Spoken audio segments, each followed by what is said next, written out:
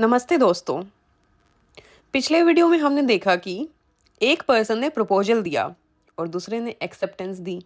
बन गया प्रॉमिस। लेकिन क्या सिर्फ जुबान देना काफ़ी है?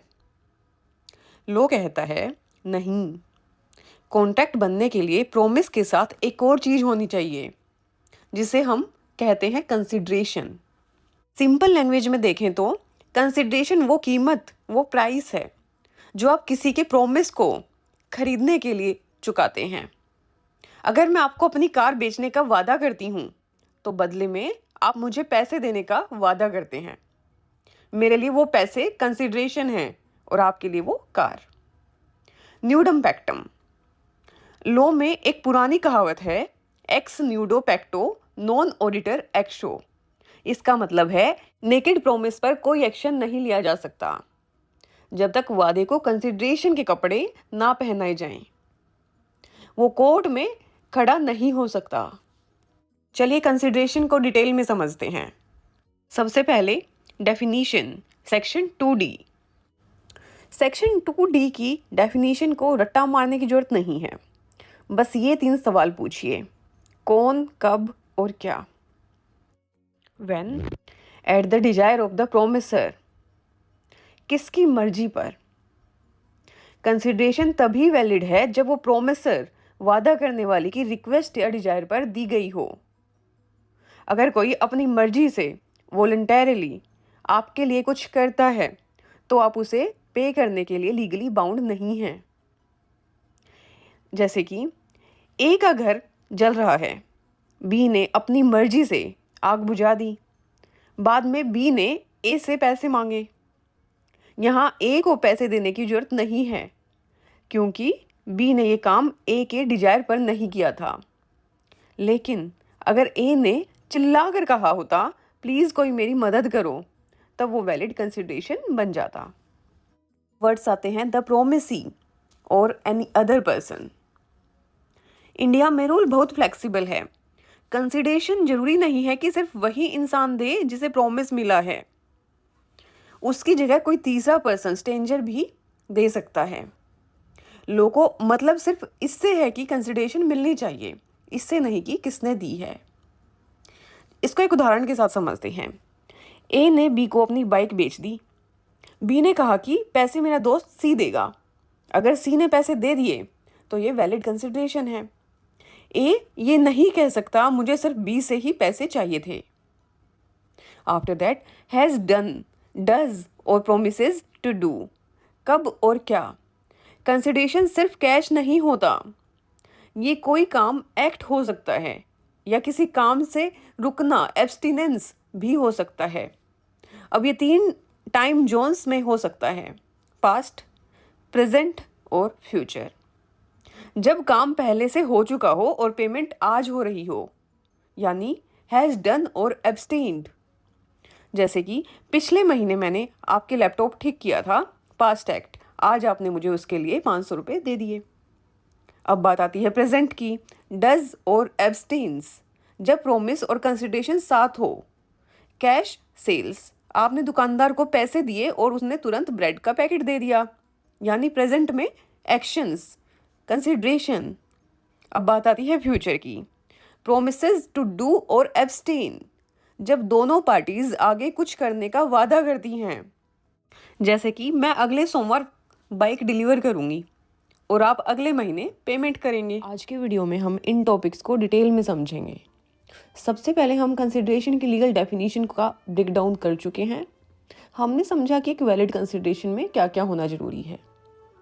आज के वीडियो में हम डिस्कस करेंगे क्विड प्रो क्वो, यानी कुछ के बदले कुछ का असली मतलब क्या होता है। उसके बाद डिस्कस करेंगे पर्पस ऑफ कंसिडरेशन, आखिर लो बिना किसी कीमत के एग्रीमेंट को कॉन्ट्रैक्ट क्यों नहीं मानता। नेक्स्ट हम लीगल रिक्वायरमेंट्स ऑफ कंसिडरेशन देखेंगे। क्या कंसिडरेशन हमेशा पैसा ही होना चाहिए या ये कुछ और भी हो सकता है। फिर एक बहुत इंटरेस्टिंग सवाल कवर करेंगे, is forbearance to sue valid consideration. क्या किसी पर केस ना करने का वादा भी एक वैलिड कंसिडरेशन माना जाता है। आगे हम पढ़ेंगे प्रोमिसरी एस्टोपल के बारे में। ये कंसिडरेशन का एक बहुत बड़ा एक्सेप्शन है जहाँ बिना कुछ दिए भी आप फंस सकते हैं। और फाइनली हम दो सबसे कंफ्यूजिंग टर्म्स को क्लियर करेंगे। पहला प्राइवेटी ऑफ कॉन्टैक्ट और दूसरा प्राइवेटी ऑफ कंसिडरेशन, यानी क्या कोई तीसरा बंदा कॉन्टैक्ट एनफोर्स कर सकता है। चलिए स्टार्ट करते हैं। कॉन्टैक्ट लॉ का सबसे बड़ा बेस एक लैटिन फ्रेज पर टिका है, क्विड प्रो क्वो। इसका सिंपल सा मतलब है कुछ के बदले कुछ, समथिंग फॉर समथिंग। जब एक पार्टी दूसरी पार्टी को कुछ देती है तो बदले में उसे भी कुछ मिलना चाहिए। ये एक एक्सचेंज है, चाहे वो गुड्स हो, सर्विसेज हो या कोई फेवर। कॉन्ट्रैक्ट लॉ में फ्री जैसा कुछ नहीं होता। अगर बदले में कुछ नहीं है तो वो लीगली बाइंडिंग कॉन्ट्रैक्ट भी नहीं है। चलिए एक सिचुएशन समझते हैं। इमेजिन कीजिए दो दोस्तों की बात हो रही है। राहुल ने कहा, भाई मैं तेरा होमवर्क करने में तेरी मदद कर दूंगा। समीर ने कहा, ठीक है, बदले में मैं तेरा रूम साफ करने में तेरी मदद कर दूंगा। यहाँ राहुल की मेहनत के बदले समीर की मेहनत मिल रही है। इसी एक्सचेंज को हम कहते हैं क्विड प्रो क्वो। अगर राहुल सिर्फ हेल्प करता और समीर बदले में कुछ ना देता तो ये सिर्फ दोस्ती या गिफ्ट होता। लेकिन जब दोनों तरफ से कुछ दिया जा रहा है तभी वो लीगल लैंग्वेज में कंसिडरेशन बनता है। अब हम समझेंगे पर्पस ऑफ कंसिडरेशन। अक्सर लोग सोचते हैं, लोगों को कंसिडरेशन से इतनी मोहब्बत क्यों है? आखिर क्यों बिना कीमत के कोई वादा कॉन्ट्रैक्ट नहीं बनता? इसके दो मेन पर्पस हैं जो आपकी स्क्रीन पर दिख रहे हैं। Limits freedom and ensures thoughtfulness. पहला मकसद है लिमिट्स फ्रीडम, यानी आज़ादी पर थोड़ी लगाम लगाना। लो हर किसी को हर तरह का वादा करने की आज़ादी नहीं देता। कंसिडरेशन एक फिल्टर की तरह काम करता है जो सिर्फ लीगल और सीरियस प्रोमिसेस को ही अलो करता है। जैसे कि मैं मजाक में आपको बोलूं कि मैं तुम्हारे लिए पूरी दुनिया के तारे तोड़ लाऊंगी, तो लो इसे कॉन्ट्रैक्ट नहीं मानेगा, क्योंकि इसमें कोई रियल एक्सचेंज या लीगल बेसिस नहीं है। दूसरा पर्पस है एंश्योर्स थॉटफुलनेस, मतलब सोच समझ के कदम उठाना। कॉन्ट्रैक्ट हमेशा केयरफुल डेलिब्रेशन, गहरी सोच के बाद बनना चाहिए, ना कि इम्पल्स, जल्दबाजी या जज्बात में। जब आपको पता होता है कि बदले में कुछ देना पड़ेगा तो आप उस डील को लेकर सीरियस हो जाते हैं। जैसे कि गुस्से में या इमोशनल होकर किया गया वादा अक्सर बिना कंसिडरेशन के होता है, इसलिए लो उसे एनफोर्स नहीं करता ताकि आपका नुकसान ना हो। कंसिडरेशन इसलिए ज़रूरी है ताकि लोग मजाक मजाक में या जज्बाती होकर एक दूसरे पर लीगल केस ना ठोकने लगें। In short, question is, law ने कंसिडरेशन का कंसेप्ट ही क्यों रखा है? To limits freedom. लो हर तरह के वादे को एनफोर्स नहीं करता। कंसिडरेशन एक फिल्टर है जो सिर्फ लीगल और सीरियस प्रोमिसेस को ही कॉन्ट्रैक्ट बनने देता है। And ensures thoughtfulness. इससे ये पक्का होता है कि कॉन्ट्रैक्ट सोच समझकर केयरफुल डेलिब्रेशन से बनाया गया है, ना कि किसी जज्बात या जल्दबाजी में। अब हम समझते हैं legal requirements of consideration. Her exchange consideration नहीं होता। एक वैलिड कंसिडरेशन के लिए लीगल शर्तें पूरी होनी चाहिए। Number 1, at the desire of the promisor. Consideration हमेशा प्रोमिसर की रिक्वेस्ट पर ही होना चाहिए। अगर आप अपनी मर्जी से मेरे लिए कुछ करते हैं जो मैंने मांगा ही नहीं तो वो वैलिड कंसिडरेशन नहीं होगा। दूसरा, कैन कम फ्रॉम एनीवन। ये बहुत ही इंटरेस्टिंग है। कंसिडरेशन जरूरी नहीं है कि सिर्फ प्रोमिस ही दे, कोई थर्ड पार्टी स्ट्रेंजर भी से प्रोवाइड कर सकता है। Third, must be lawful. Consideration हमेशा लॉफुल होना चाहिए। इसमें कोई भी इलीगल या इमोरल काम शामिल नहीं होना चाहिए। Fourth, must be real and feasible. Consideration असली और प्रैक्टिकल होना चाहिए। ये कोई ख्याली या इम्पॉसिबल चीज़ नहीं होनी चाहिए, not illusory. Fifth, no need of equal values. Law ये नहीं कहता कि डील बराबर की होनी चाहिए, बस एक वैलिड कंसिडरेशन होनी चाहिए। चाहे उसकी मार्केट वैल्यू कम ही क्यों ना हो. Note require equal value. After that sixth, must have value. इससे या तो प्रोमिसर को कोई फ़ायदा होना चाहिए या फिर प्रोमिसी को कोई नुकसान या त्याग, डेट्रीमेंट होना चाहिए. इसीलिए हर प्रोमिस लीगली एनफोर्सेबल नहीं होता. कॉन्ट्रैक्ट को वैलिड बनाने के लिए कंसिडरेशन का होना जरूरी है, और वो भी इन सब लीगल कंडीशंस को सेटिस्फाई करते हुए. अगर कंसिडरेशन प्रोमिस की मर्जी से हो, लॉफुल हो, रियल और प्रैक्टिकल हो, किसी भी पर्सन से आ सकती हो, इक्वल वैल्यू का होना जरूरी ना हो, और उसमें किसी पार्टी को बेनिफिट या डेट्रीमेंट हो, तभी वो वैलिड कंसिडरेशन मानी जाएगी. नो कंसिडरेशन नो कॉन्ट्रैक्ट, ये प्रिंसिपल कॉन्ट्रैक्ट लॉ का फाउंडेशन है. अगर कंसिडरेशन डिफेक्टिव या इलीगल हो तो पूरा एग्रीमेंट वॉइड हो सकता है. इसीलिए कॉन्ट्रैक्ट बनाते वक्त सिर्फ प्रॉमिस नहीं बल्कि उसके पीछे की वैलिड कंसिडरेशन को समझना बहुत जरूरी है. एक और इंटरेस्टिंग सवाल आता है, is forbearance to sue valid consideration? क्या चुप बैठना या केस ना करना भी एक कीमत है? जी हाँ. What is forbearance? इसका मतलब है किसी के खिलाफ लीगल एक्शन लेने से रुकना, रिफ्रेन करना. सर्कमस्टांसेस वेयर वैलिड, ये तब वैलिड होता है जब आपके पास सच में लीगल राइट टू स्यू हो और कोई कॉन्ट्रैक्चुअल ऑब्लिगेशन हो. फॉरबियरेंस एज कंसिडरेशन, जब आप किसी से एग्रीमेंट करते हैं कि आप ऊपर उस पर केस नहीं करेंगे. Agreement to refrain from sewing, तो आपका ये रुकना ही उसके लिए कंसिडरेशन बन जाता है. इसको एक उदाहरण के साथ समझते हैं. मान लीजिए पर्सन ए को पर्सन बी पर एक लीगल क्लेम करना है. ए कहता है मैं तुम पर केस नहीं करूँगा अगर तुम मुझे 1,000 रुपये पे कर दोगे. हाँ, ए का केस ना करने का वादा, फॉरबियरेंस, बी के 1,000 देने के वादे के लिए एक वैलिड कंसिडरेशन है. इसको एक केस लॉ के थ्रू समझते हैं. कॉम्बे वर्सेस कॉम्बे, 1951. एक हस्बैंड वाइफ का डाइवोर्स हुआ. डाइवोर्स के बाद हस्बैंड का प्रॉमिस था, हस्बैंड ने एक्स वाइफ को बोला मैं तुम्हें हर साल 100 पाउंड मेंटेनेंस दूंगा. वाइफ का क्या एक्शन था? वाइफ ने सोचा चलो पति पैसे दे ही रहा है तो मैं कोर्ट में केस करके मेंटेनेंस क्यों मांगूं. अब आता है ट्विस्ट, हस्बैंड ने एक भी रुपया नहीं दिया. वाइफ गुस्से में कोर्ट पहुंच गई और बोला इन्होंने प्रॉमिस तोड़ा है. कोर्ट के सामने सवाल ये था, इशू था, क्या वाइफ का कोर्ट ना जाना, फॉरबियरेंस, एक वैलिड कंसिडरेशन थी? सिंपल शब्दों में, क्या हस्बैंड के प्रॉमिस के बदले वाइफ ने कुछ ऐसा किया जो कानून की नज़र में कीमत मानी जाए?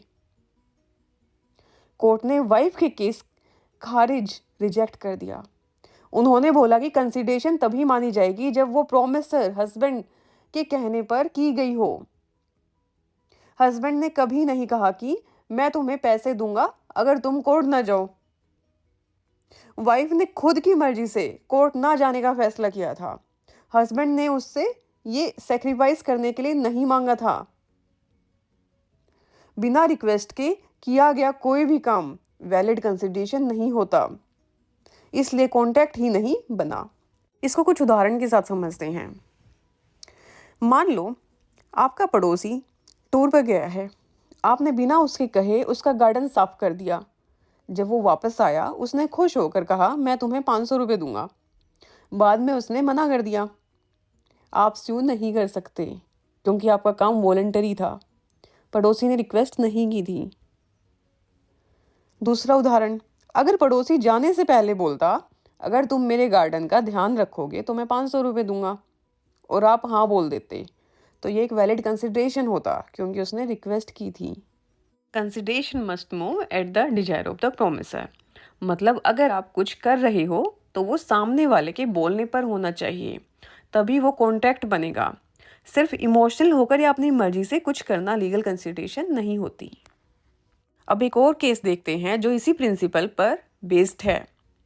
दुर्गा प्रसाद वर्सेस बलदेव, 1881. इस केस में तीन मेन लोग हैं, एक कलेक्टर साहब, एक बिल्डर दुर्गा प्रसाद और कुछ शॉपकीपर्स बालदेव एंड अदर्स। यहाँ पर कलेक्टर ने दुर्गा प्रसाद को कहा कि एक मार्केट बनवाओ। दुर्गा प्रसाद ने अपने खर्चे पर शॉप्स बनवा दी क्योंकि कलेक्टर ने ऐसा करने का ऑर्डर दिया था। जब शॉप्स बन गई तो वहाँ के शॉपकीपर्स ने खुश होकर दुर्गा प्रसाद से वादा किया, आपने इतनी अच्छी शॉप्स बनाई हैं, हम आपको हर सेल पर थोड़ा कमीशन देंगे। बाद में शॉपकीपर्स ने कमीशन देने से मना कर दिया।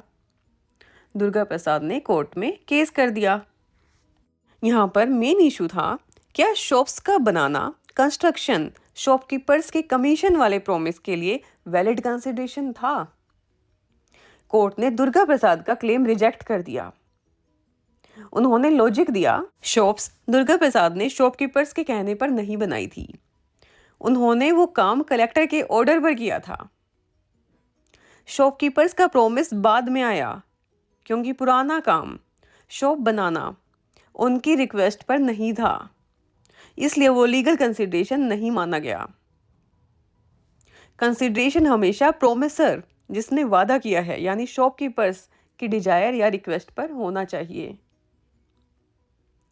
सिंपल लैंग्वेज में, अगर आपने कोई काम ए के कहने पर किया है तो आप उस काम के बदले बी से पैसे नहीं मांग सकते, भले ही बी ने बाद में खुश होकर पैसे देने का वादा किया हो, क्योंकि वो काम आपने बी के लिए या उसके कहने पर नहीं किया था।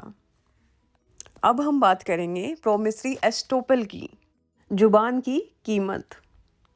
नॉर्मल रूल तो ये है कि कॉन्ट्रैक्ट के लिए कंसिडरेशन जरूरी है, लेकिन प्रोमिसरी एस्टोपल एक एक्सेप्शन है। ये कहता है कि अगर आपने किसी से वादा किया है, उसने आप पर भरोसा करके अपना नुकसान कर लिया, तो आप अपने वादे से मुकर नहीं सकते, भले ही बदले में आपको कुछ ना मिला हो। इसके तीन मेन पिलर्स हैं, यानी इसके तीन मेन कंडीशंस हैं। क्लियर प्रॉमिस, एक साफ और सीधा वादा किया गया हो। रिलायंस, सामने वाले प्रोमिसी उस वादे पर पूरा भरोसा करके अपना स्टैंड बदल लें, मतलब कुछ ऐसा करें जो वो पहले नहीं करना चाहते थे। थर्ड, डेट्रीमेंट, नुकसान, वादा टूटने की वजह से बंदे का लॉस या नुकसान हो जाए। प्रोमिसरी एस्टोपल हमें ये सिखाता है कि लॉ सिर्फ लिखित कॉन्ट्रैक्ट ही नहीं बल्कि इंसाफ को भी प्रोटेक्ट करता है। अगर एक क्लियर प्रॉमिस किया गया हो, उस प्रॉमिस पर रिलायंस करके सामने वाले ने अपनी पोजीशन बदल दी हो और उसे डेट्रीमेंट हुआ हो यानी नुकसान हुआ हो, तो प्रोमिसर अपने वादे से सिंपली मुकर नहीं सकता, चाहे ट्रेडिशनल सेंस में कंसिडरेशन ना भी हो। जिस वादे पर किसी ने अपना नुकसान उठा लिया हो, उस वादे से मुकरना अलाउड नहीं है। ये डॉक्ट्राइन फेयरनेस और इक्विटी पर बेस्ड है। इसका पर्पस है पनिशमेंट नहीं बल्कि इनजस्टिस को रोकना है। कोर्ट का फोकस ये होता है कि किसी को अनफेयर लॉस ना हो, सिर्फ इसलिए क्योंकि उसने किसी की बात पर भरोसा किया। इसलिए प्रोमिसरी एस्टोपल कॉन्ट्रैक्ट लॉ के एक पावर शील्ड है, जो कहता है जुबान भी कभी कभी पावरफुल शील्ड बन जाती है। चलिए इसे केस के थ्रू और अच्छे से समझते हैं। मोतीलाल पदाम्पत केस, जब सरकार अपने वादे से मुकर गई। इस केस में यूपी गवर्नमेंट ने वादा किया था कि अगर कोई नया प्लांट लगाया जाएगा तो उसे 3 साल तक सेल्स टैक्स के एग्जम्पशंस मिलेंगे। इस प्रॉमिस पर भरोसा करके शुगर मिल ने एक नया प्लांट सेटअप कर दिया। बाद में गवर्नमेंट ने टैक्स माफ़ी देने से मना कर दिया। तो यहाँ पर सुप्रीम कोर्ट ने कहा, सरकार ने साफ साफ टैक्स एग्जम्पशन का वादा किया था। शुगर मिल ने उस वादे पर भरोसा करके अपना प्लांट लगाया, एक्शन लिया। यहाँ पर सरकार अब अपने वादे से पीछे नहीं हट सकती, can not go back on it's words. In simple terms, if someone makes a clear promise that the other party relies on, the promise cannot be withdrawn once the other party has acted based on it. ये case हमें सिखाता है कि इंसाफ, equity के लिए कभी कभी बिना कंसिडरेशन के भी वादे को निभाना पड़ता है ताकि भरोसा करने वाले को नुकसान ना हो। अब बात करते हैं अगले केस की। केदारनाथ वर्सेस गौरी मोहम्मद 1886। ये केस चैरिटी और डोनेशन के लीगल साइड को समझने के लिए बहुत जरूरी है। क्या हुआ था? होवर में एक टाउन हॉल बनाने की बात चल रही थी। गौरी मोहम्मद डिफेंडेंट ने प्रॉमिस किया कि वो हॉल बनाने के लिए 100 रुपये का डोनेशन सब्सक्रिप्शन देगा। उस डोनेशन के वादे पर भरोसा करके केदारनाथ प्लेंटिफ ने हॉल बनाने की कॉन्ट्रैक्ट साइन कर दिया और काम शुरू करवा दिया। बाद में गौरी मोहम्मद ने 100 रुपये देने से मना कर दिया। कोर्ट ने गौरी मोहम्मद को 100 रुपये देने के लिए मजबूर किया, क्योंकि प्लेंटिफ ने जो हॉल बनाने का कॉन्ट्रैक्ट किया वो सिर्फ डिफेंडेंट के 100 रुपये का प्रॉमिस की वजह से ही किया था। अगर कोई आपके प्रॉमिस पर भरोसा करके कोई लीगल ऑब्लिगेशन, जिम्मेदारी अपने सर पर ले लेता है तो वो एक वैलिड कंसिडरेशन बन जाता है। ये प्रॉमिस लीगली एनफोर्सेबल है। आप डोनेशन का वादा करके पीछे नहीं हट सकते अगर सामने वाले ने काम शुरू कर दिया है। अब बात करते हैं एक और केस की, डोरा स्वामी अय्यर वर्सेस अरुणाचला अय्यर 1936। ये केस केदारनाथ वाले केस से थोड़ा सा अपोजिट है। यहाँ ध्यान से समझना कि डोनेशन का वादा कब फेल हो जाता है। एक मंदिर की रिपेयर का काम पहले से ही चल रहा था, बीच में पैसों की कमी हो गई तो लोगों ने सब्सक्रिप्शंस, डोनेशंस मांगे। डिफेंडेंट ने सब्सक्रिप्शन देने का वादा किया ताकि पुराना कर्जा चुकाया जा सके। बाद में उसने पैसे देने से मना कर दिया। कोर्ट ने कहा कि ये प्रॉमिस अनफोर्सेबल नहीं है। मंदिर का काम पहले से शुरू हो चुका था। सब्सक्रिप्शन का वादा किसी नए काम के बदले में नहीं था। सिर्फ पुराने कर्जे को भरने के लिए किया गया वादा वैलिड कंसिडरेशन नहीं माना जाता अगर प्रॉमिस ने कोई नया काम करने की रिक्वेस्ट ना की हो। केस खारिज। बिना नए एक्शन के रिक्वेस्ट के डोनेशन के वादे लीगल कॉन्ट्रैक्ट नहीं बनाते। इस केस ने एक इम्पोर्टेंट प्रिंसिपल क्लियर किया, हर डोनेशन का वादा लीगली एनफोर्सेबल नहीं होता। यहाँ कोर्ट ने देखा कि मंदिर का रिपेयर वर्क पहले से ही चल रहा था। कोई नया एक्शन या फ्रेश रिस्पॉन्सिबिलिटी प्रॉमिस के बदले में नहीं ली गई। सिर्फ एग्जिस्टिंग डेट को पे करने के लिए प्रॉमिस किया गया था, इसलिए ये वैलिड कंसिडरेशन नहीं माना जाएगा। पास्ट वर्क या एग्जिस्टिंग ऑब्लिगेशन के लिए दिया गया वादा बिना किसी फ्रेश रिक्वेस्ट या न्यू एक्ट के एनफोर्सेबल कॉन्ट्रैक्ट नहीं बनाता। चलिए आगे बढ़ते हैं। अब समझते हैं प्राइवेटी ऑफ कंसिडरेशन के बारे में। सिर्फ वही इंसान कॉन्ट्रैक्ट एनफोर्स कर सकता है जिसने कंसिडरेशन, पैसा या वैल्यू प्रोवाइड की है। अगर आपने कॉन्ट्रैक्ट के लिए कुछ पे नहीं किया तो आप कोर्ट नहीं जा सकते। यहाँ पर दो मेन कैरेक्टर्स होते हैं, प्रोमिसर जो प्रॉमिस करता है, the person making the promise, and promisee जो कंसिडरेशन देता है, the person giving the consideration. Only a person who provides consideration for a promise can enforce the contract. इसको एक उदाहरण के साथ समझते हैं।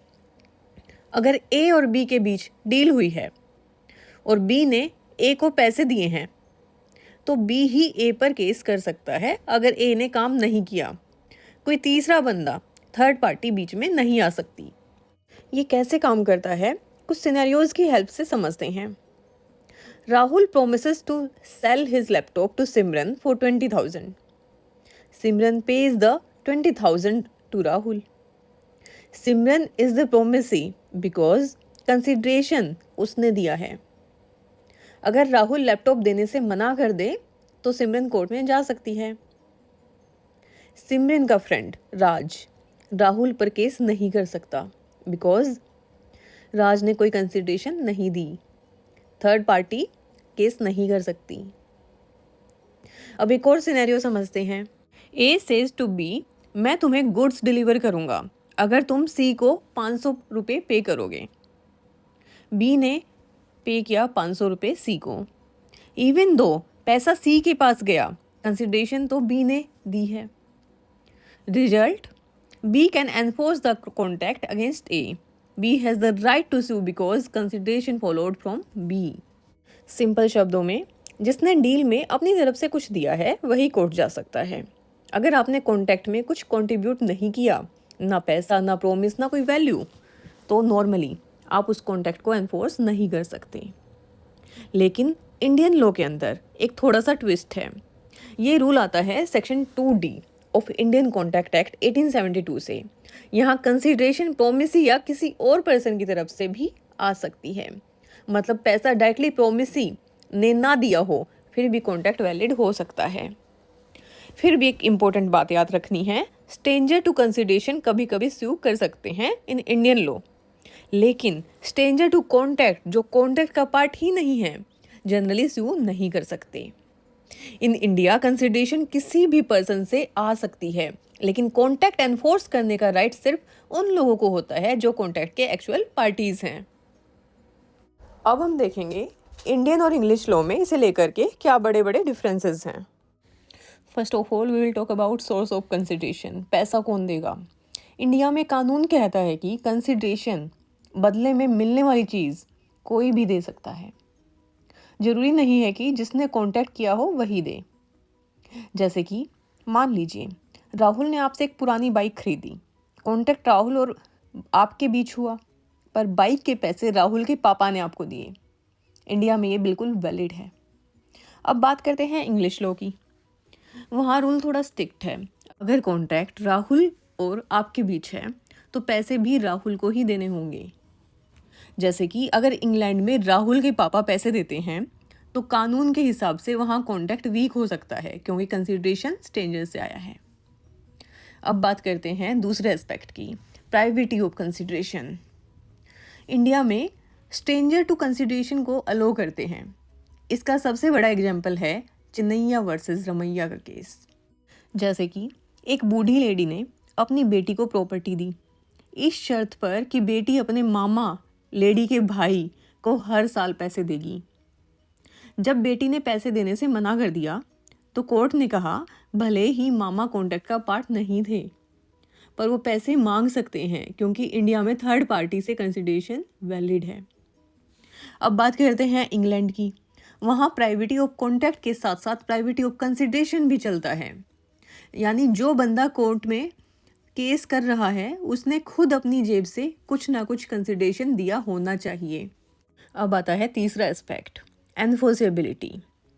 इंडिया में थर्ड पार्टी कंसिडरेशन वैलिड है, जबकि इंग्लैंड में थर्ड पार्टी कंसिडरेशन इनवैलिड है। सिंपल शब्दों में, इंडिया में स्ट्रेंजर टू कंसिडरेशन केस कर सकता है, पर इंग्लैंड में नहीं। इंडिया का कानून थोड़ा फ्लेक्सिबल है, जबकि इंग्लिश लॉ कंसिडरेशन के मामले में काफ़ी स्ट्रिक्ट है। अब बात करते हैं डर्टन वर्सेस पॉल केस की। इस केस में हुआ क्या था? एक फादर ने डिसाइड किया कि वो अपने एस्टेट के टिम्बर बेचकर अपनी बेटी की शादी के लिए डोवरी अरेंज करेगा। फादर के एल्डेस्ट सन ने प्रॉमिस किया आप टिम्बर मत बेचिए, मैं खुद बेटी को डोवरी अमाउंट दे दूंगा। फादर ने सन की बात मान ली और टिम्बर नहीं बेचे, लेकिन बाद में सन ने पैसे देने से मना कर दिया। बेटी ने सन के अगेंस्ट केस फाइल किया। कोर्ट ने कहा बेटी सन पर केस कर सकती है, इवन दो बेटी कॉन्ट्रैक्ट की डायरेक्ट पार्टी नहीं थी, उसने कोई कंसिडरेशन भी नहीं दिया था, लेकिन प्रॉमिस उसके बेनिफिट के लिए किया गया था, इसलिए बेटी को एनफोर्स करने का राइट मिला। ये केस प्राइवेटी ऑफ कॉन्ट्रैक्ट रूल का एक्सेप्शन है।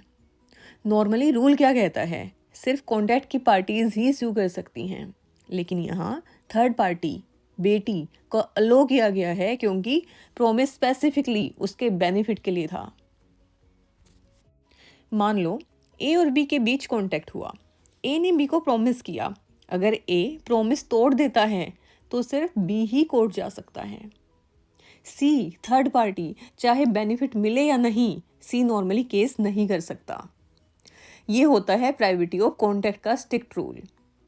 अब बात करते हैं डटन वर्सेस पॉल की सिचुएशन की। यहाँ पर क्या हुआ, फादर और सन के बीच डील हुई थी, प्रॉमिस बेटी के बेनिफिट के लिए था। जब सन ने प्रॉमिस तोड़ दिया तो बेटी थर्ड पार्टी ने कोर्ट का दरवाजा खटखटाया और कोर्ट ने कहा हाँ तुम थर्ड पार्टी हो, लेकिन प्रॉमिस तुम्हारे लिए था, इसलिए तुम स्यू कर सकती हो।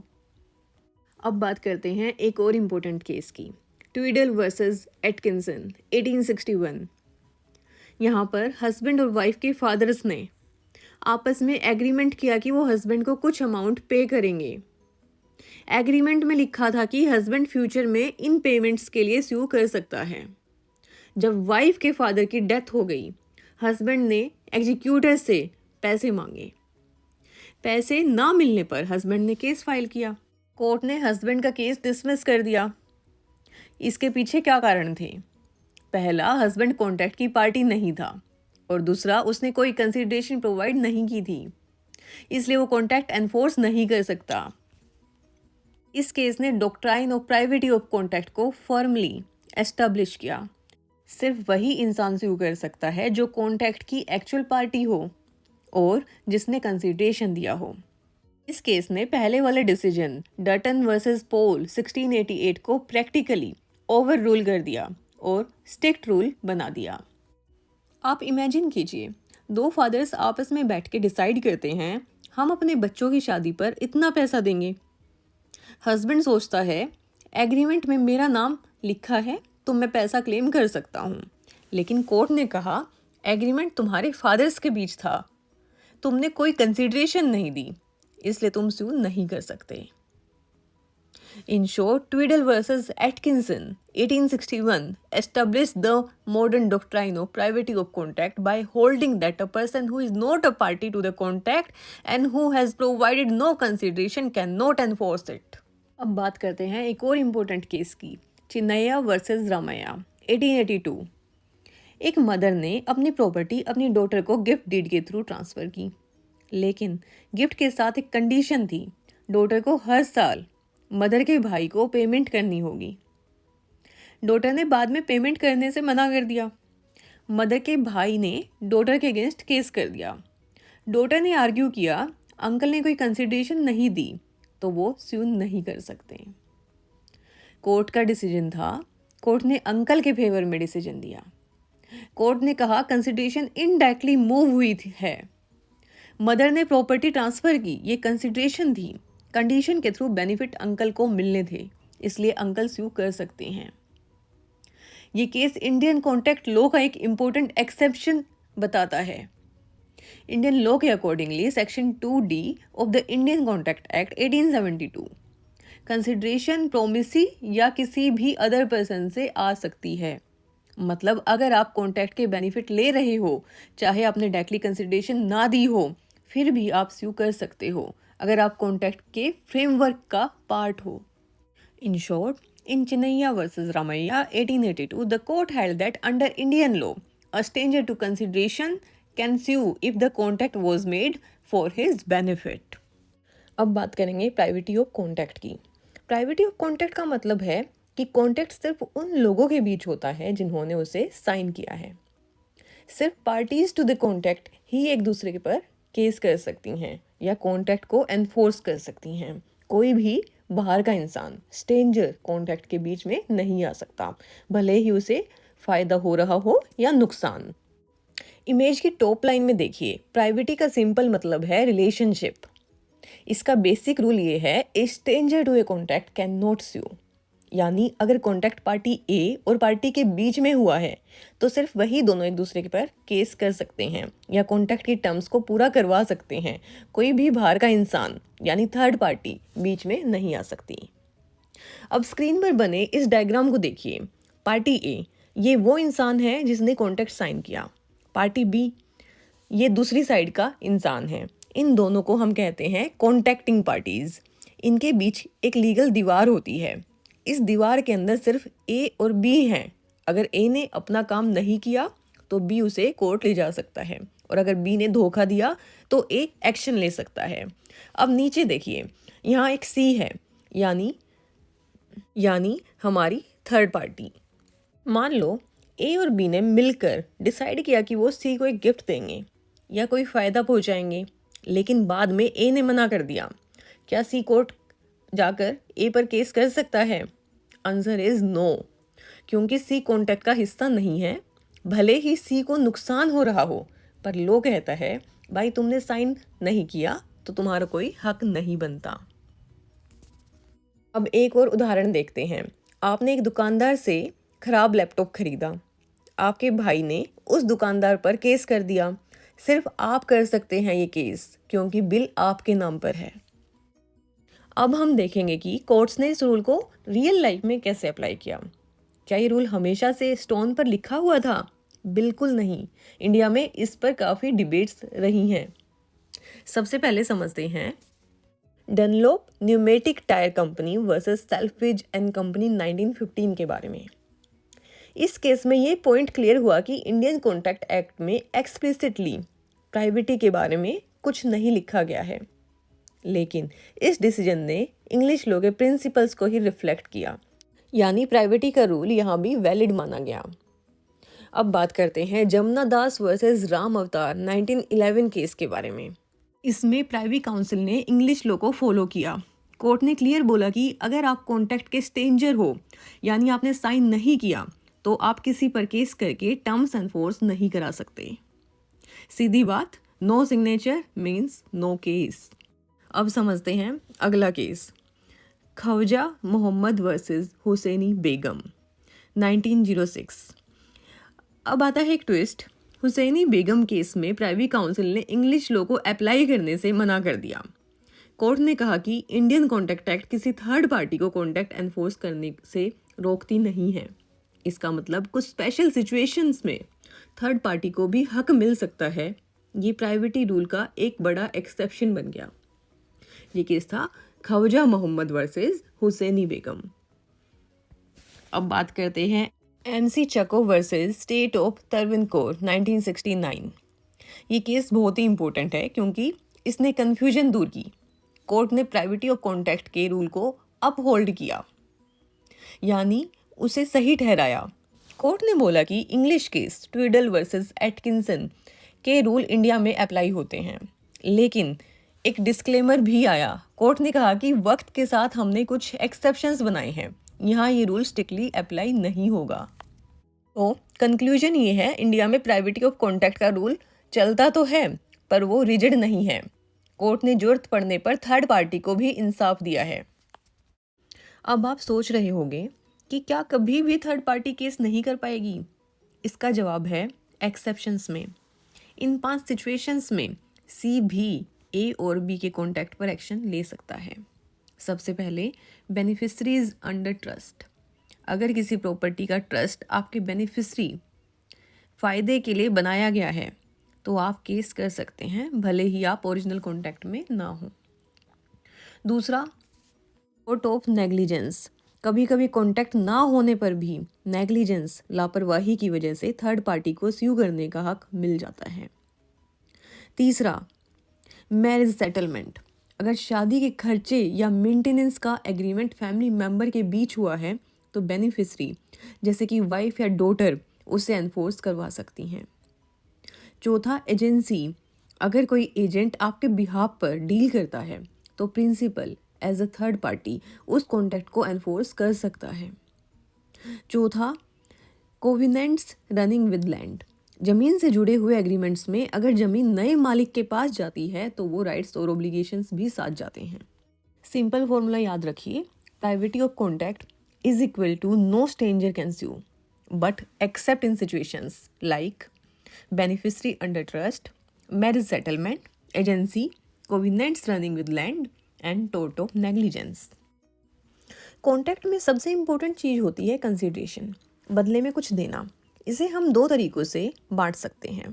पहला, बाय परफॉर्मेंस, काम के हिसाब से, जैसे कि एग्जीक्यूटेड जो काम हो चुका है, एग्जीक्यूटरी जो काम अभी होना बाकी है, partly executed and partly executory कुछ काम हो गया है और कुछ बाकी है। बाय टाइम, वक्त के हिसाब से, पास्ट पहले दिया गया कंसिडरेशन, प्रेजेंट तुरंत दिया गया एंड फ्यूचर आगे दिया जाने वाला। चलिए इसे डिटेल में समझते हैं। अब बात करते हैं एग्जीक्यूटेड कंसिडरेशन के बारे में। क्या होता है?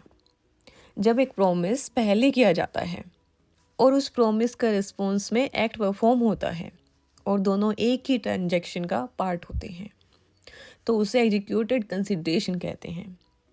यहाँ प्रॉमिसी अपनी साइड का काम परफॉर्म करके कंप्लीट कर देता है, इसलिए इसे एग्जीक्यूटेड बोला जाता है क्योंकि एक्ट ऑलरेडी परफॉर्म हो चुका है। इसको एक उदाहरण के साथ समझते हैं। ए अनाउंस करता है जो मेरा लॉस्ट मोबाइल वापस करेगा मैं उसको 5,000 का रिवॉर्ड दूंगा। बी मोबाइल ढूंढकर ए को वापस कर देता है। यहाँ पहले प्रॉमिस हुआ रिवॉर्ड का, फिर एक्ट हुआ मोबाइल रिटर्न करने का। दोनों सेम ट्रांजैक्शंस का पार्ट हैं, इसलिए इसे एग्जीक्यूटेड कंसिडरेशन कहते हैं। अब बात करते हैं पास्ट कंसिडरेशन की। पास्ट कंसिडरेशन क्या होता है? यहाँ पर सिचुएशन उल्टी होती है। पहले एक्ट होता है, बाद में प्रॉमिस दिया जाता है, यानी एक्ट प्रॉमिस के रिस्पॉन्स में नहीं किया गया होता। एक उदाहरण के साथ समझते हैं। 10 सितंबर को बी को ए का लॉस्ट पर्स मिलता है। बी बिना किसी रिवॉर्ड के एक्सपेक्टेशन के पर्स रिटर्न कर देता है। 21 सितंबर को ए बोलता है मैं तुम्हें 100 रुपये दूंगा पर्स रिटर्न करने के लिए। यहाँ एक्ट पहले हो चुका था, प्रॉमिस बाद में आया। एक्ट प्रॉमिस के रिस्पॉन्स में नहीं था, इसलिए ये पास्ट कंसिडरेशन है। अब बात करते हैं डिफरेंस की एग्जीक्यूटेड और पास्ट कंसिडरेशन के बीच में। दोनों में मेन डिफरेंस टाइमिंग का होता है, मतलब एक्ट और प्रॉमिस कब होते हैं। एग्जीक्यूटेड कंसिडरेशन में पहले प्रॉमिस होता है, फिर उस प्रॉमिस का रिस्पॉन्स में एक्ट होता है, यानी प्रॉमिस और एक्ट सेम ट्रांजैक्शन का पार्ट होते हैं।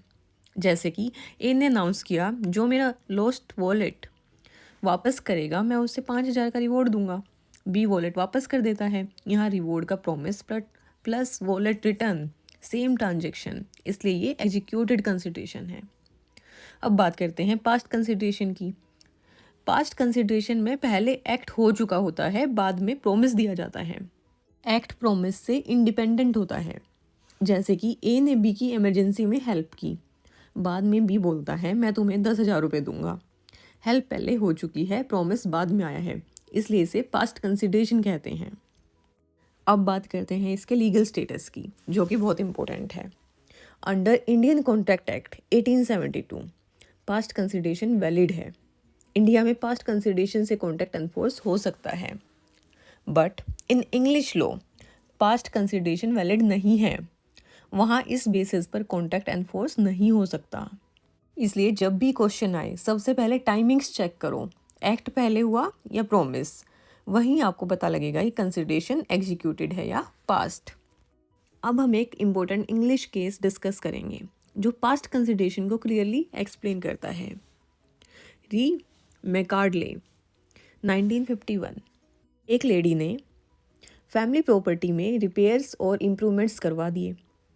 उन्होंने अपने पैसे से काम करवा लिया। ध्यान देना, ये काम पहले ही हो चुका था बिना किसी रिटर्न प्रॉमिस के। बाद में प्रॉपर्टी के जो बेनिफिशरीज थे उन्होंने एक डॉक्यूमेंट साइन किया जिसमें लिखा in consideration of repair and improvements हम आपको 488 पाउंड्स रिपे करेंगे। मतलब उन्होंने बाद में प्रॉमिस किया कि वो 488 पाउंड्स पे करेंगे। यहाँ पर इशू क्या था? क्या ये प्रॉमिस लीगली एनफोर्सेबल था? कोर्ट ने बोला नहीं, प्रॉमिस एनफोर्सेबल नहीं है क्योंकि रिपेयर्स पहले हो चुके थे, प्रॉमिस बाद में दिया गया। ये पास्ट कंसिडरेशन था और इंग्लिश लॉ के accordingly past consideration is no consideration. मतलब अगर एक्ट पहले हो चुका है और प्रॉमिस बाद में दिया गया है तो वो वैलिड कंसिडरेशन नहीं माना जाएगा। इस केस ने कंफर्म किया past consideration is no consideration. English law में अगर एक्ट प्रॉमिस से पहले हो गया तो बाद में प्रॉमिस एनफोर्स नहीं होगा। इस केस में रिपेयर्स पहले हो गए थे और प्रॉमिस बाद में दिया गया था, इसलिए कोर्ट ने कहा कि ये पास्ट कंसिडरेशन है और इंग्लिश लॉ में पास्ट कंसिडरेशन वैलिड नहीं होता, इसलिए 488 पाउंड्स का प्रॉमिस एनफोर्स नहीं हुआ। अब बात करते हैं एग्जीक्यूटरी कंसिडरेशन की। एग्जीक्यूटेड और पास्ट के बाद अब तीसरा टाइप समझते हैं, एग्जीक्यूटरी कंसिडरेशन। एग्जीक्यूटरी कंसिडरेशन का मतलब है दोनों पार्टीज फ्यूचर में अपना प्रॉमिस परफॉर्म करेंगी। अभी किसी ने कुछ परफॉर्म नहीं किया, सिर्फ प्रॉमिस एक्सचेंज हुए हैं, यानी प्रॉमिस फॉर अ प्रॉमिस। इसमें ऑब्लिगेशन फ्यूचर में परफॉर्म होगा, मतलब अभी सिर्फ एग्रीमेंट हुआ है, काम बाद में होगा, यानी इट्स अ फ्यूचर ओरिएंटेड। अब बात करते हैं म्यूचुअल एक्सचेंज ऑफ प्रोमिसेस की। दोनों पार्टीज ने कमिटमेंट दिए हैं लेकिन अभी परफॉर्म नहीं किए गए। दूसरा की पॉइंट है म्यूचुअल एक्सचेंज ऑफ प्रॉमिस।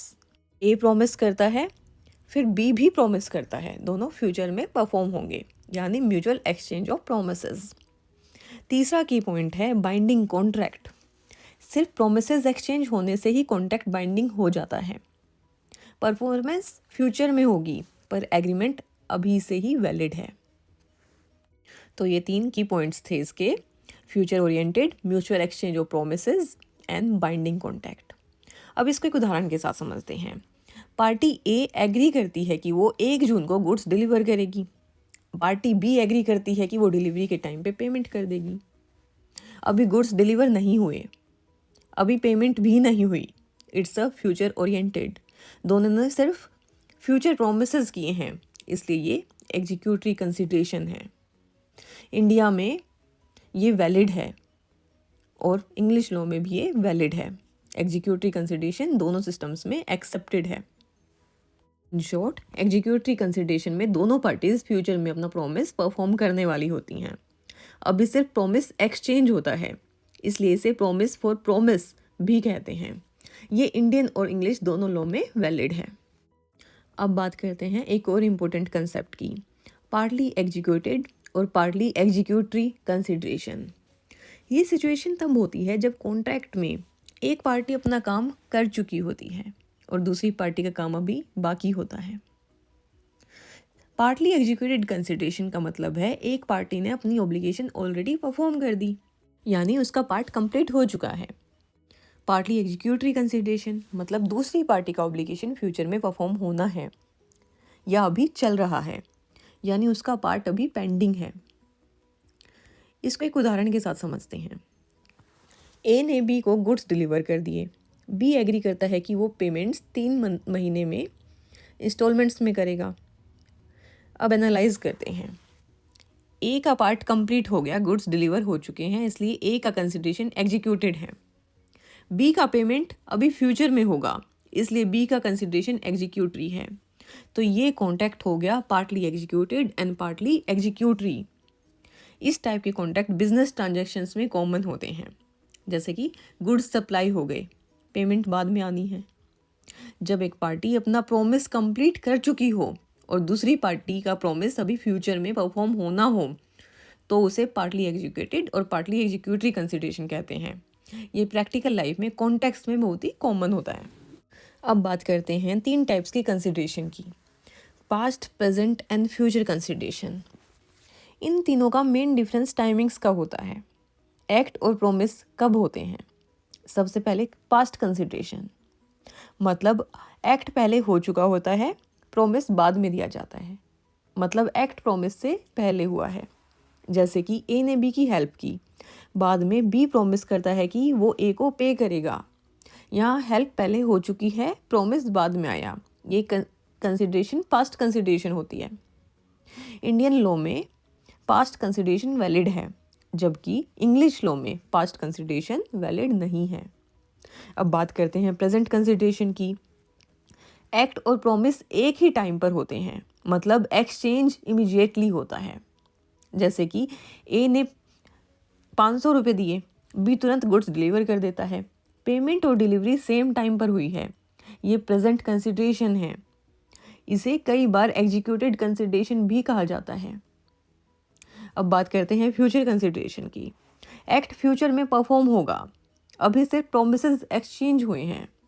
जैसे कि ए एग्री करता है कि नेक्स्ट वीक गुड्स डिलीवर करेगा, बी एग्री करता है कि डिलीवरी के बाद पेमेंट करेगा।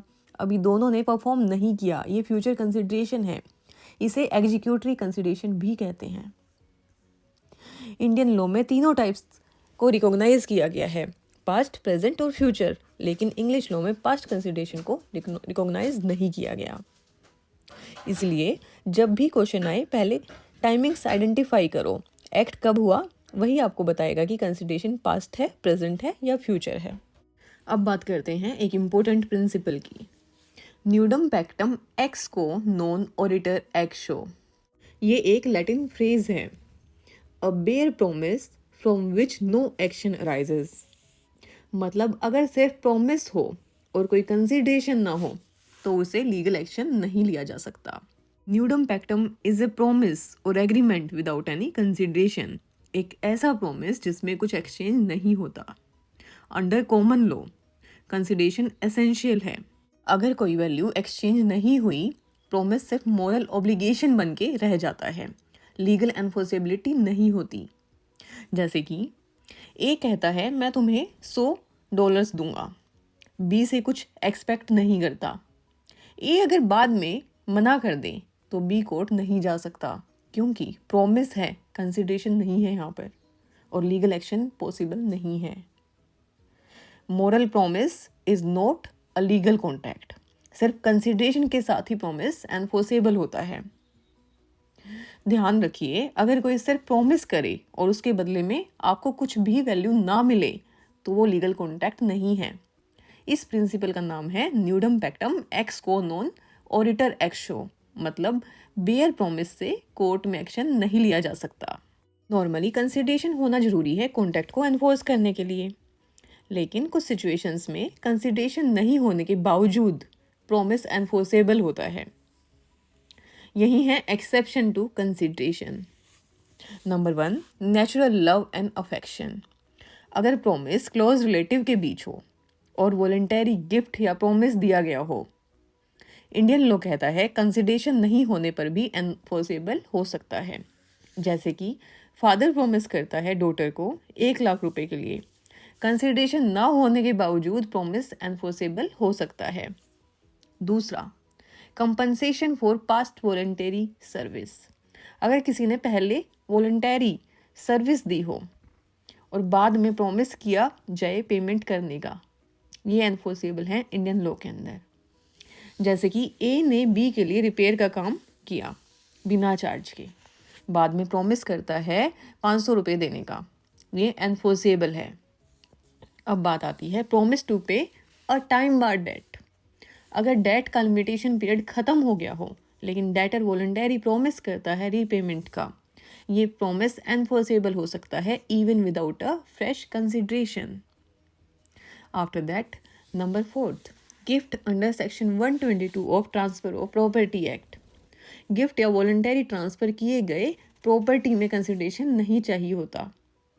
सेक्शन 122 के अंडर वैलिड गिफ्ट एनफोर्सेबल है। After that, agency. अगर एक पर्सन किसी और के लिए काम कर रहा हो एज अ एजेंट और प्रिंसिपल ने प्रॉमिस किया हो पेमेंट का, कंसिडरेशन ना होने पर भी एजेंट एनफोर्स कर सकता है। After that, actionable claim under section 130 transfer of property act. Actionable claim मतलब जैसे डेट और मनी क्लेम पर भी कंसिडरेशन के बिना प्रॉमिस एनफोर्सेबल हो सकता है सेक्शन 130 के अंडर। ये एक्सेप्शन है। नॉर्मली कॉन्ट्रैक्ट के लिए कंसिडरेशन जरूरी है, लेकिन इन 6 सिचुएशंस में कंसिडरेशन ना होने के बावजूद प्रॉमिस एनफोर्सेबल हो जाता है। अब इन एक्सेप्शंस को डिटेल में समझते हैं। Section 25 subsection 1 of Indian contract act, जो नेचुरल लव एंड अफेक्शन के बेसिस पर एनफोर्सेबल एग्रीमेंट्स को एक्सप्लेन करता है। नॉर्मली कंसिडरेशन जरूरी है, लेकिन क्लोज रिलेटिव के बीच वॉलंटरी प्रॉमिस भी वैलिड हो सकता है अगर कुछ कंडीशंस पूरी हों। जैसे कि number 1, agreement in writing. Agreement को लिखित रूप में होना चाहिए। ओरल प्रॉमिस वैलिड नहीं होगा। After that, registered agreement. Agreement legally registered होना चाहिए, रजिस्ट्रेशन से एनफोर्सेबिलिटी मिलती है।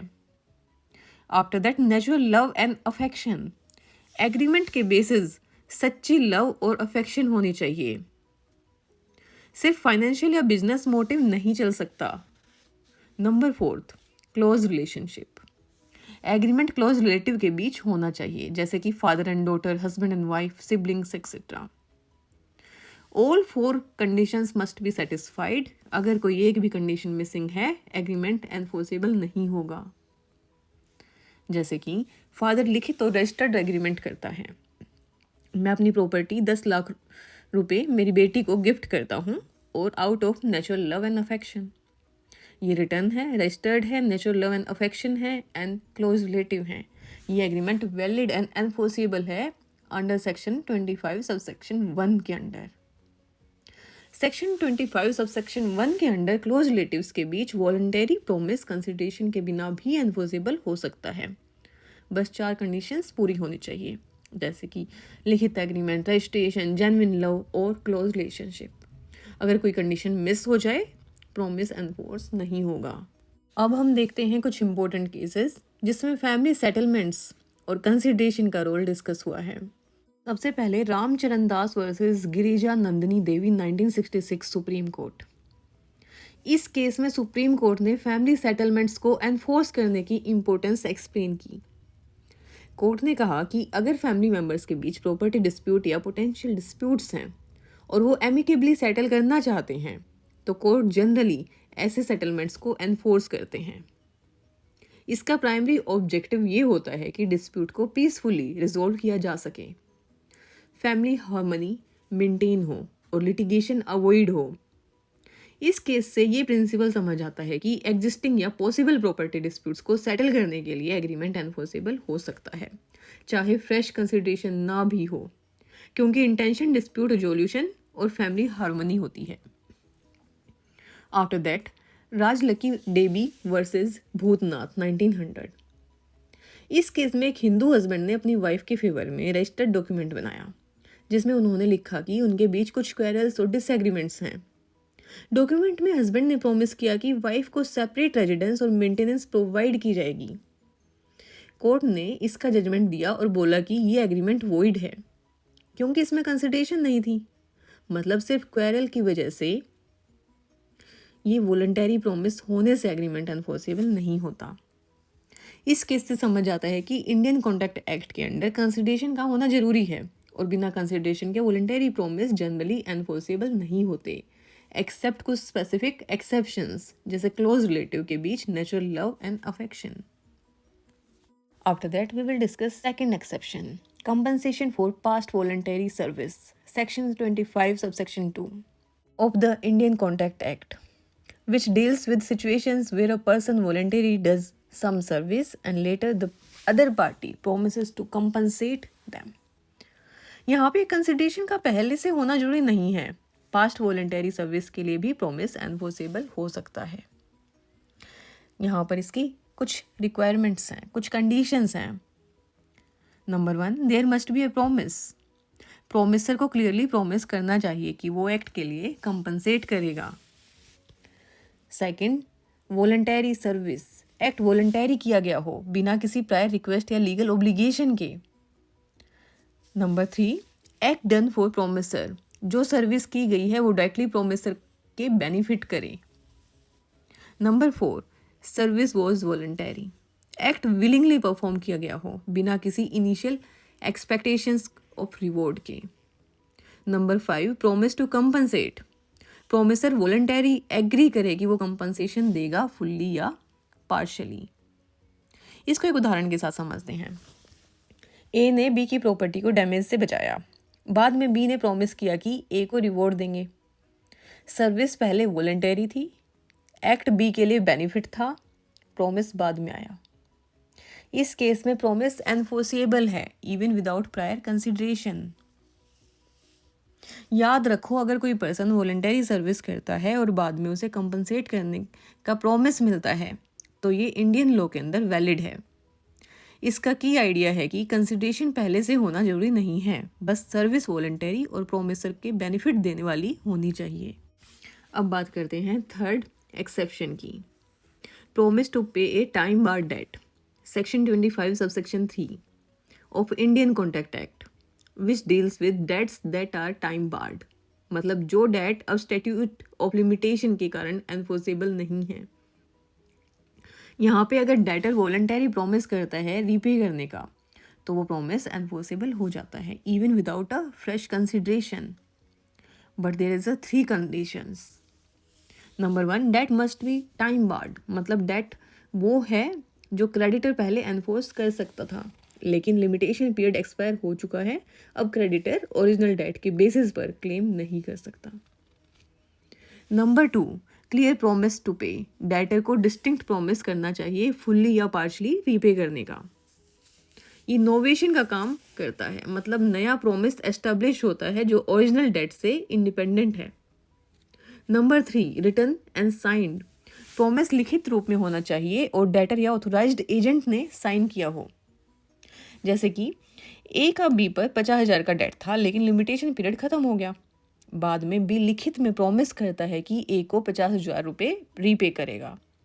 ओरिजिनल डेट टाइम बार्ड है, क्लियर प्रॉमिस दिया गया है और लिखा हुआ और साइंड है। इस केस में न्यू प्रॉमिस एनफोर्सेबल है और क्रेडिटर इसके बेसिस पे कोर्ट में क्लेम कर सकता है। याद रखो, अगर डेट लिमिटेशन पीरियड की वजह से एनफोर्सेबल नहीं है लेकिन डेटर वॉलंटरी लिखित प्रॉमिस करता है रीपे करने का, तो ये सेक्शन 25 सब सेक्शन 3 के अंडर वैलिड है। ये न्यू प्रॉमिस नोवेशन का काम करता है और क्रेडिटर को लीगल एक्शन लेने का राइट देता है। अब आगे कुछ क्वेश्चंस को देखते हैं। Is a time bar debt considered past consideration? Time bar debt past consideration नहीं माना जाता। Section 25 sub section 3 specifically address करता है कि टाइम बार डेट के लिए मतलब लेजिस्लेचर ने डेलिबरेटली एक सेपरेट प्रोविजन बनाया है। अगर टाइम बार डेट को पास्ट कंसिडरेशन के इक्विवेलेंट माना जाता तो अलग से सेक्शन 25 सब सेक्शन 3 की जरूरत नहीं होती। टाइम बार डेट और पास्ट वॉलंटरी सर्विस अलग कंसेप्ट्स हैं। टाइम बार डेट के लिए फ्रेश प्रॉमिस एनफोर्सेबल होती है under section 25 sub section 3, where as past voluntary service के लिए सेक्शन 25 सब सेक्शन 2 अप्लाई होता है। After that, promise to pay versus acknowledgement of debt. Both requires writing signature of the debtor and ability to start limitation period. Acknowledgement of debt must be made before limitation period expires, and promise to pay can be made even after limitation period has passed, as per section 25 subsection 3 of Limitation Act. Acknowledgement protects creditor during limitation period. Promise to pay allow creditor to claim even after debt has promised time barred, give a fresh and enforceable right. याद रखो, time bar debt past consideration नहीं है। Section 25 sub section 3 is specifically for such debts और limitation period के context में acknowledgement और promise to pay अलग है। एक्नॉलेजमेंट पीरियड के अंदर होना चाहिए लेकिन प्रॉमिस टू पे टाइम बार डेट के लिए भी वैलिड है। बात करते हैं अगले एक्सेप्शन की। Gift under section 122 transfer of property act. यहाँ पे कंसिडरेशन का होना जरूरी नहीं है, मतलब डोनर को डोनी को कुछ देने के लिए पैसा या वैल्यू एक्सचेंज करने की रिक्वायरमेंट नहीं है। No consideration needed. गिफ्ट के लिए कंसिडरेशन की रिक्वायरमेंट नहीं है, डोनर वॉलंटरी एक्ट के थ्रू प्रॉपर्टी ट्रांसफर कर सकता है। दूसरा, movable versus immovable property. Movable property gift तब कंप्लीट होता है जब डिलीवरी हो जाती है और in case of immovable property gift तब कंप्लीट होता है जब रजिस्ट्रेशन हो जाती है। Now validity. कंसिडरेशन की एब्सेंस से गिफ्ट इनवैलिड होता है। गिफ्ट को सिर्फ अदर लीगल ग्राउंड्स पर क्वेश्चन किया जा सकता है, जैसे फ्रॉड, कॉजन, इनकैपेसिटी एक्सेट्रा। जैसे कि father gift his daughter a gold necklace, delivery के साथ gift complete. Father gifts daughter a plot of land, registration के साथ गिफ्ट कंप्लीट। इन दोनों केसेस में कंसिडरेशन का होना रिक्वायर्ड नहीं है। अब बात करेंगे अगले एक्सेप्शन के बारे में। Agency, section 185 Indian contract act. Section 185 कहता है कि एजेंसी कॉन्ट्रैक्ट्स भी कंसिडरेशन के बिना एनफोर्सेबल हो सकते हैं। यानी अगर एक पर्सन दूसरे के लिए काम करता है एज एन एजेंट और प्रिंसिपल प्रॉमिस करता है कि एजेंट के लिए बेनिफिट प्रोवाइड करेगा, तो ये कॉन्ट्रैक्ट वैलिड होता है इवन विदाउट कंसिडरेशन। इसकी भी कुछ कंडीशंस हैं, जैसे कि एजेंसी कॉन्ट्रैक्ट, एक पर्सन एजेंट है, किसी दूसरे पर्सन प्रिंसिपल के लिए एक्ट करता है, प्रिंसिपल का प्रॉमिस एजेंट के एनफोर्सेबल एनफोर्सेबल होता है। दूसरा, नो कंसिडरेशन रिक्वायर्ड, एजेंट के काम के बदले में प्रिंसिपल के प्रॉमिस के लिए कंसिडरेशन का होना जरूरी नहीं है। तीसरा, लीगल एनफोर्सेबिलिटी, कॉन्ट्रैक्ट एनफोर्सेबल है इंडियन कॉन्ट्रैक्ट एक्ट के अंडर, बस प्रिंसिपल और एजेंट के बीच प्रॉपर एग्रीमेंट हो। जैसे कि A appoints B as his agent to sell property, A promises B की कमीशन मिलेगी इवन अगर बी ने पहले कोई कंसिडरेशन नहीं दिया। ए का प्रोमिस एनफोर्सेबल है अंडर सेक्शन 185। अब बात करते हैं लास्ट एक्सेप्शन की, actionable claim, section 130 transfer of property act.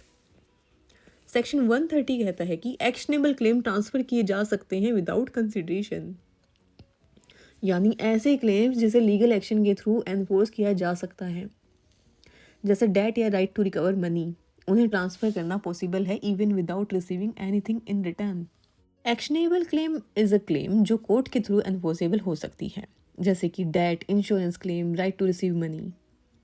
Section 130 allow करता है कि एक्शनेबल क्लेम को असाइनमेंट या इंस्ट्रूमेंट के थ्रू ट्रांसफ़र किया जा सके। ट्रांसफ़र को कुछ रिसीव करने की ज़रूरत नहीं है। नॉर्मली कॉन्टैक्ट में कंसिडरेशन रिक्वायर्ड होती है, लेकिन section 130 is specific exception allowing transfer of rights without exchange of value. जैसे कि ए का बी पर 1,00,000 का डेट है। ए डिसाइड करता है कि वो डेट सी को असाइन करेगा। सी ने ए को कुछ पे नहीं किया, डेट ट्रांसफ़र वैलिड है और सी अब बी से लीगली रिकवर कर सकता है without prior consideration. Actionable claim जैसे डेट्स या इंश्योरेंस क्लेम्स को ट्रांसफ़र किया जा सकता है विदाउट कंसिडरेशन अंडर सेक्शन 130। ये एक इम्पोर्टेंट एक्सेप्शन है जो कॉन्ट्रैक्ट लॉ के जनरल रूल को ओवरराइड करता है और लीगल एनफोर्सेबिलिटी देता है even without exchange of value. That's it for today. इसी के साथ हमने कंसिडरेशन का पूरा टॉपिक कंप्लीट किया। मिलते हैं नेक्स्ट वीडियो में। अगर आपको ये वीडियो हेल्पफुल लगा तो लाइक करें, अपने फ्रेंड्स के साथ शेयर करें और हमारे चैनल को सब्सक्राइब करना ना भूलें।